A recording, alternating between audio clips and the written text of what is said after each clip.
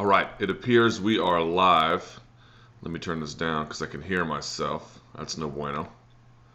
But it looks like we're good. Good afternoon, everyone. My name is Luke Thomas. This is my own personal YouTube channel that we're doing this on. So every Wednesday I do a live chat, and it's on MMAfighting.com. And I use the MMAfighting.com's YouTube channel. But there's always like a bunch of questions I never ultimately get to. And so I don't know if I'm going to keep doing this or not. I mean, I'm just sort of trying something out here, see if it works. But the basic idea is that, and if you hear stuff, it's my dog or whatnot. But the basic idea is that I'd like to see if there's a way where I can make sure that people who have... There seems to be a lot of complaints about people asking questions all the time and me not getting to them. So maybe this is a way to like fix that gap. I don't know if this is the right format. I don't know if 15 minutes is the right format, 30 minutes, Thursday, Friday. I don't know. So I'm just sort of to the questions. I usually use the Google Hangout to do these things. This time I'm using like what's called a YouTube live event. I've never done it before, so it's kind of a botch, but just sort of follow me here. And I'm going to start from the bottom up, from the original link from the live chat. We'll just sort of go from there. And I'll even read off criticism too. So someone says, man, you cut Bellator so much slack. I hope it pays off at another spike job for you. So I want to address something about this. Like, there's definitely a feeling out there that I am a little bit unfair to Bellator on their behalf. And the truth is that might be right. It might be right. Here's why I will defend my position, though. It's true that they've had a lot of bad PR recently with the Albert situation and then Makovsky and Alexander, and then they've had previous issues and contractual disputes in the past, and so forth. So it's not like that there's not reason to have some questions about them or some animosity or whatever sort of you want to describe. But the issue is that it's disingenuous to suggest that that's when everyone started hating Bellator. It's totally disingenuous. The truth of the matter is that everyone started from a position of either not caring, maybe some liked, but most either didn't care or just disliked them because they're not the UFC, they don't like their tournament format, they view them as a huge step down, and I simply wasn't willing to start from that position. I was not willing to start from a position of negativity with them. I thought that is stupid. I think that's unfair. I think it's basically irrational to do that. There's probably some truth to the bias, but I would humbly submit to you that whatever bias I have in their favor doesn't even approximate the bias that everyone else in the media might have that is just insouciance. That is just, we don't care. That's a form of bias too. And this idea that they're just now forming that on the position that they think that Bellator's contracts are unfair, or that their business practices are shady, or whatever the criticism may be, that started fresh, that they had given Bellator a shot beforehand, I think is largely not true. And so I'm not willing to do that. Let's see. Someone says, TRT didn't make Rockhold drop his hands. This is true. They didn't make him drop his hands. So obviously what Bellator pulled off, I'm not divorcing, in assessing Bellator's performance, we're not divorcing the reality that he's ultra athletic already, or that Rockhold didn't make tactical mistakes.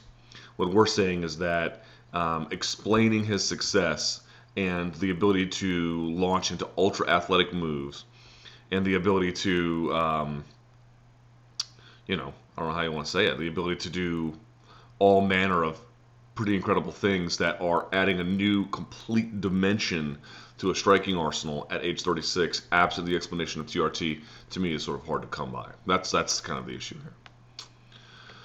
Let's see. What's going up here?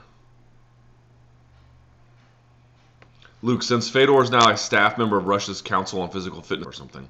But yeah, I think it's an all right fight. It's the last one on his contract. He wants to get it off of it. I don't blame him. It's not the most ideal matchup.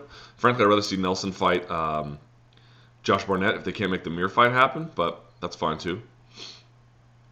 Carlos Condit.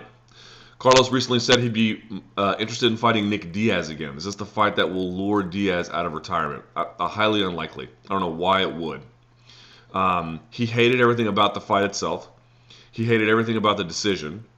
Now, he ultimately wound up getting the title shot, But this idea that that there was a lot to love about what happened, that he felt like it was something he wanted to do again. It wasn't, it's not the same as the Condit, Hendricks fight. Very different than that. And yeah, it was close, but you have to understand, in Diaz's mind, it was not close.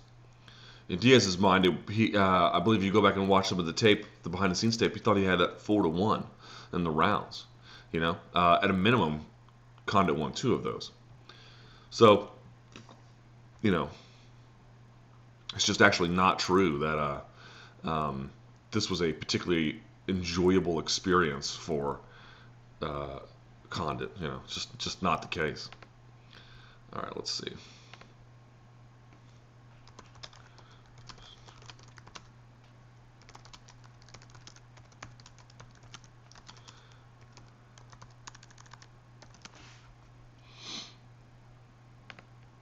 Let's see. All right. There's no denying that Healy had to be a more responsible manager of his health in any particular case, and a more responsible manager of his own career. And doing marijuana in a fight camp, given the current climate of the regulatory climate, not the best idea. Okay, fine. And in the end, that's probably the most important argument. But the truth of the matter is that doesn't address any of my arguments that I made on the MMA beat. Namely, please tell me what the current law, as implemented by the urinalysis, which is how it's enforced, affects fighter safety, fighter health, or competitiveness. It doesn't. It doesn't have anything to do with that. Dana White's argument, correct, is that it's illegal, you can't do it. Fine. And I think criticism of Healy on that grounds is unassailable. However, it does not challenge the fact. It does not challenge the fact that it's got nothing to do with fighter health. It's got nothing to do with fighter safety. It's got nothing to do with competitiveness, which is what the unified rules are for. That's what they're for. That's what they do. That's what they exist for. That is their complete and total function. So, for me, I think Dana White can make the arguments that he makes, and they're fine. Again, they're not really wrong, but it doesn't get to the central issue that I have. That if you're Dana White and you have to run this organization and you can't be seen as going soft on marijuana, and it's just a fact of life that this is illegal, and Pat Healy has to face the consequences as a result, that's fine. I mean, I understand that. It's a sensible position.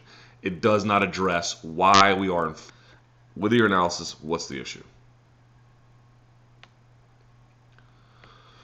Luke, who's your favorite fighter today and why? They correctly note here in the comments I don't really have one. I don't have one. It used to be BJ Penn in his prime. But there's a lot of guys I'm interested in seeing. I like Cain Velasquez. I'm interested in seeing him. Who else is on this card that I like? I like Abel Trujillo. I like Habib Nurmagomedov. I like Rustam Kabalov. I like a lot of these guys. I also like a lot of these Russians, man. I like in Bellator. I like Fedor Hasbulayev. I think he's badass. So, just guys who are at their peak. I mentioned this in my St. Pierre Mayweather article.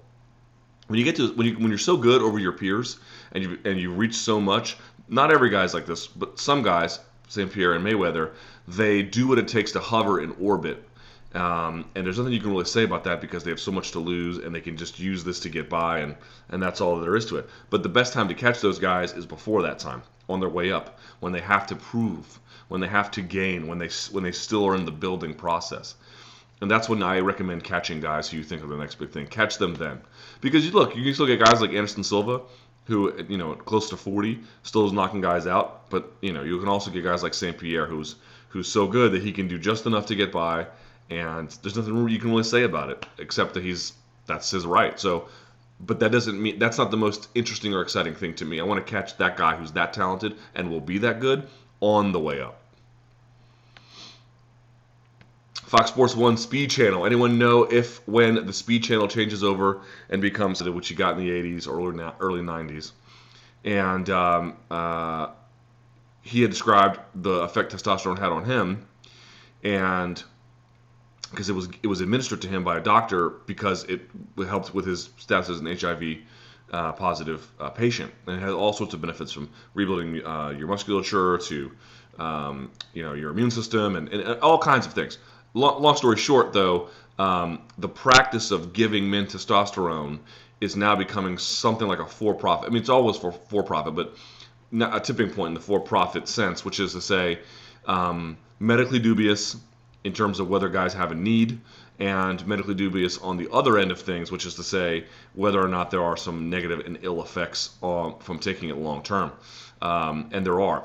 I got to get this article because it really sort of laid out like this giving men testosterone thing is a relatively in the rate at which men are being given testosterone for various problems in various forms, be it over the counter, prescribed, injected, gels, whatever. It's a growing industry.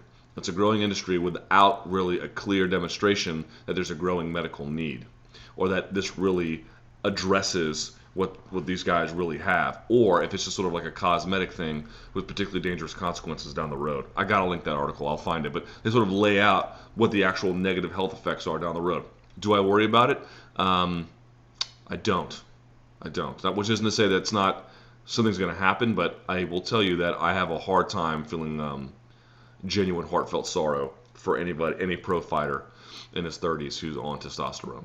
I don't remember if he did it to Nate Diaz. I know he flipped his hat, but I don't know about other media opportunities or what the case was there.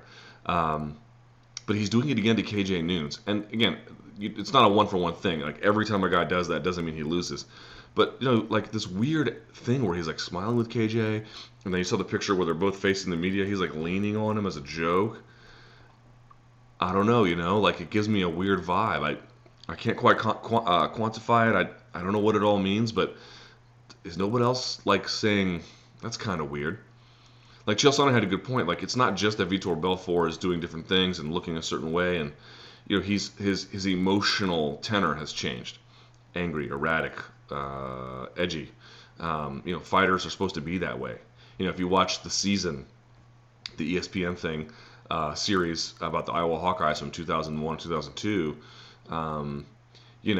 they were saying you want your athletes angry, you want your wrestlers selfish, you want them mean and rude and jerks and a-holes. There's something about competing in combat sports at one-on-one that requires an extraordinary degree of selfishness and an inability to have sympathy and empathy at certain points of competition. I don't know. Maybe he goes in there and blows the doors off KJ Noons. I picked him to beat KJ Noons, but something about that was weird. Now, he's not on a losing streak, Donald Cerrone.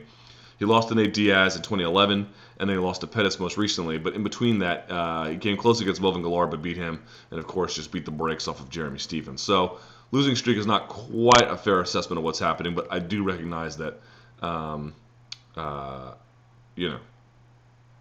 it's weird. UFC on FX8, there was a single flyweight bout, and it was broadcasted on Facebook.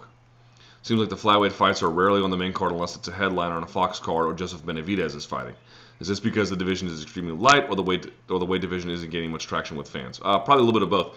But I thought that was a pretty strategic mistake this past time. So Demetrius Johnson's going to fight John Moraga, and the argument is that it's not the optimal way to go about things because Moraga's only fights in the UFC were on Facebook. So he's going to go from Facebook literally to a title fight. No one's going to know who he is. It doesn't matter. Now, in some ways, it doesn't really matter because flyweights are still not a proven draw. They're still building up Demetrius Johnson. This may take a while. I don't think it's not like they're doing this with welterweight or something. It's not the worst crime given the relative newness of the division. So there's one thing to be pointed out. Two, if you look at Moraga's fights, Moraga, you can at least make a case for Moraga that on the cards he was placed. Maybe he deserved to fight in the place that he was in. He didn't deserve to fight on Fuel or FX or above. His fight, there were really other more important fights on the card. Now, they could have put him on different cards, but I can at least see somebody saying it doesn't make a lot of sense on this particular card. But with FX8, I didn't see that. Lineker seems like he is a guy you at least have to respect as a potential contender. And Rafael Natal and João Zeferino doing 50-50 guard on FX seem to me deeply unnecessary. I don't know what the value is there. They don't Natal doesn't seem to me to be an obvious contender in the way that Lineker is. Lineker's exciting. He meets the MMA. Could be an okay fight, maybe even a good one, but there's a propensity for it to be boring, particularly if Evans wrestles him. It's only 3 rounds. It's not 5. I don't know. I mean, what do you do? I mean, the UFC has so many irons in the fire. It's just hard to sit down and give one. Wineland wants to wait. It's not like they can find another guy. It wasn't like the title challenger fell out. The title holder in this particular case fell out. It's unfortunate, and it's a consequence of their model of doing so many things at once, but it's not a new argument. Let me get a couple more of these and we'll get out of here. Luke, do you think the main event for that 161 between Hendo and Evans should be a 5-round fight? I think so, but the reason they're not doing that is obviously because they had a 3-round fight scheduled to now bump it to 5. This late in their camp seems to be unfair. Because basically that last week you're not really training that hard, so you only have 2 weeks to really bump it up to 5. Probably not enough. Let's see. Bigfoot versus Kane. I'm just curious. One more.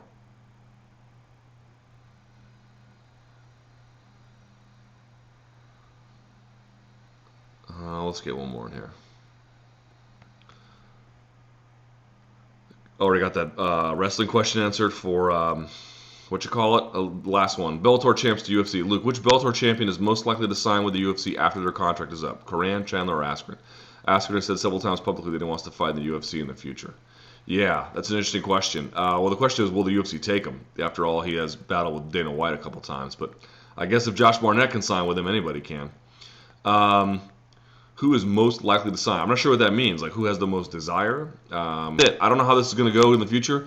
Give me some feedback. I'm happy to listen to it. I don't know if this has been terrible or awesome or amazing or ridiculous or what it's been, but I'm trying it out, and I'm happy to keep doing these. I can go back. This is a YouTube live event. I can go back to the Hangouts if that's easier. This is not the best production I've got, but I'm just trying this out. So this is good. If you like it, great. If you want me to do